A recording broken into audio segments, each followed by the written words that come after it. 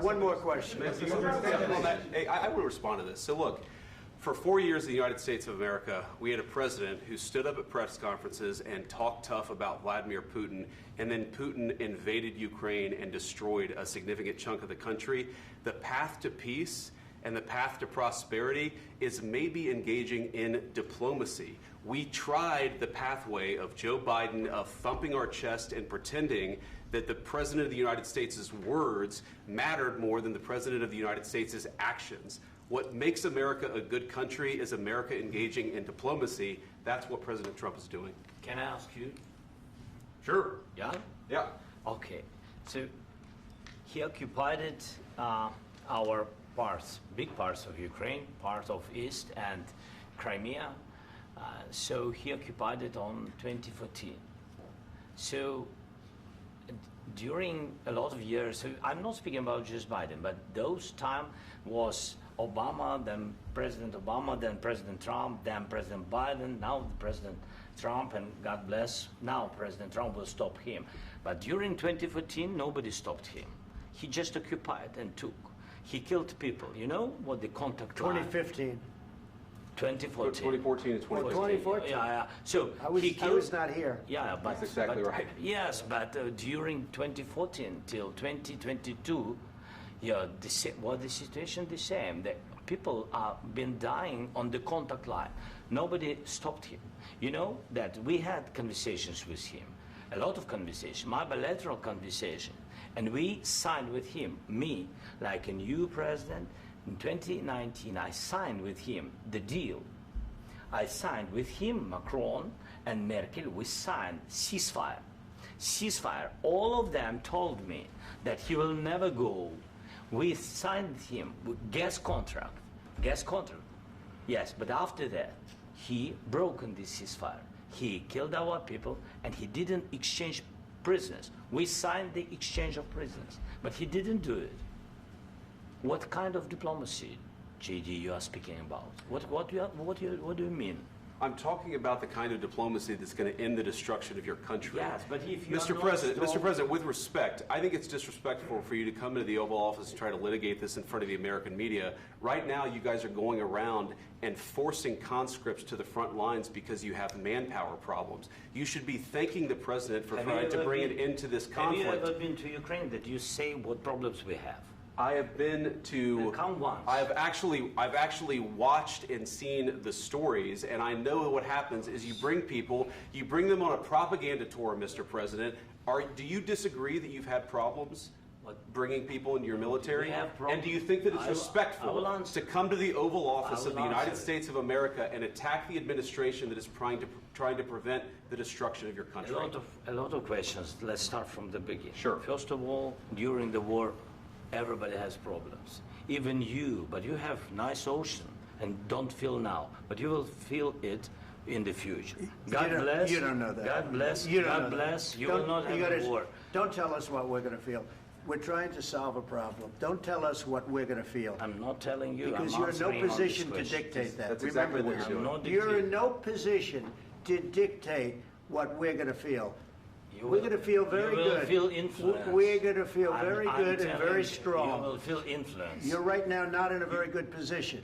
You've allowed yourself to be in a very bad position, and he happens to be right about it. From the very beginning of the war. You're not in a good position. You don't have the cards right now. With us, you start having cards. Playing cards. Right now, you don't. You're playing cards.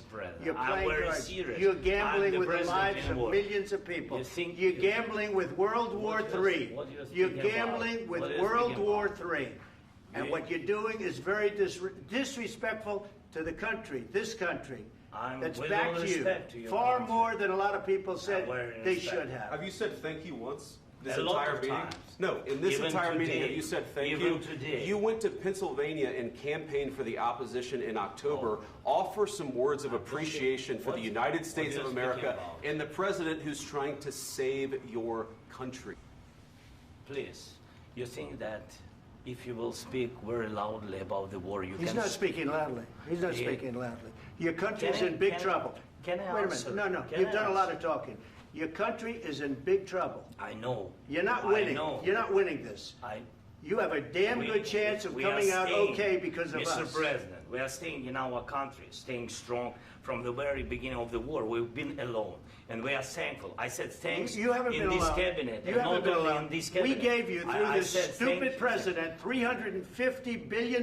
You voted we gave for you your military president. equipment, You and you voted men for are your brave, president. but they had to use our military. What about West? If you didn't have You our invited military me- equipment, You invited if me you to didn't speak. have our military equipment, this war would have been over in 2 weeks. In 3 okay? days, I heard it from Putin. In 3 days, this is something Maybe new. less. In 2 weeks, of course, yes. It's going to be a very hard thing to do business like this. I Again, tell you. just say thank you. I said a lot of times thank you to American people. Accept that there are disagreements, and let's go litigate those disagreements rather than trying to fight it out in the American media when you're wrong.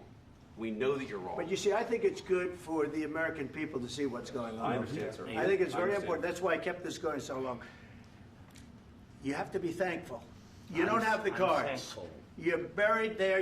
Your people are dying. tell you You're again, running I low know. on soldiers. Don't- Listen, don't please, you're running Mr. low on President. soldiers. It would be a damn good thing. Mr. And then President. then you tell us, I don't want a ceasefire. I don't want a ceasefire. I want to go, and I want this.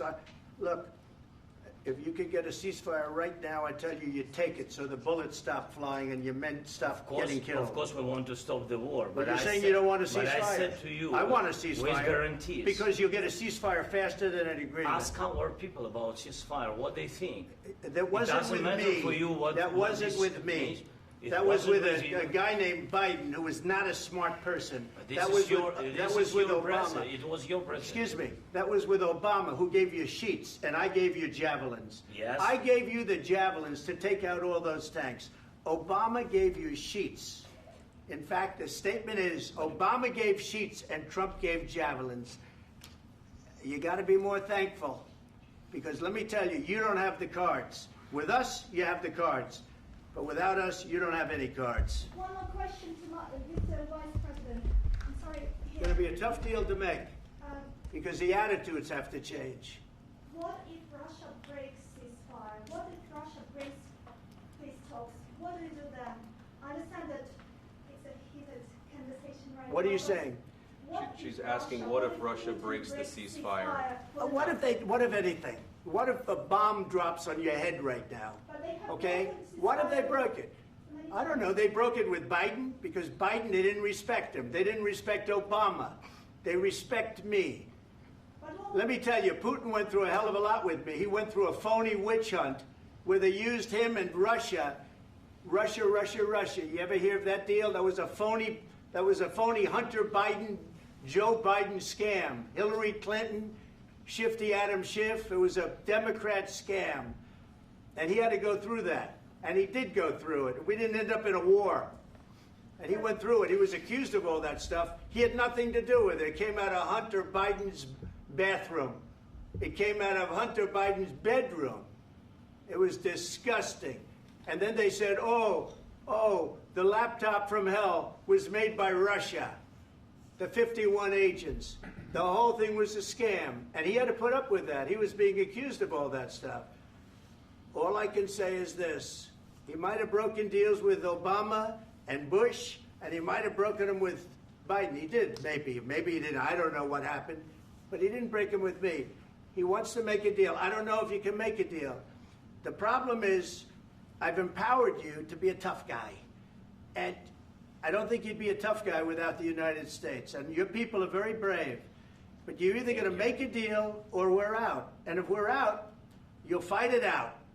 I don't think it's going to be pretty, but you'll fight it out. But you don't have the cards. But once we sign that deal, you're in a much better position. But you're not acting at all thankful. And that's not a nice thing. I'll be honest, that's not a nice thing.